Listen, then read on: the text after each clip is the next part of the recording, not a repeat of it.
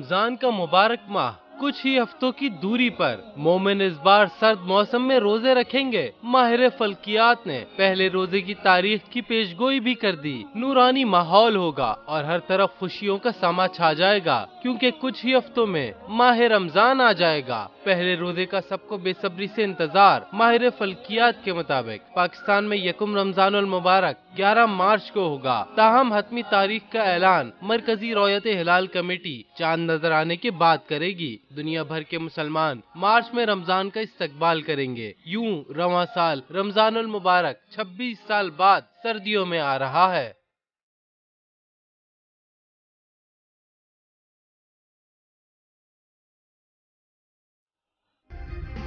Subscribe करें और bell दबाएं ताकि कोई खबर रह न जाए।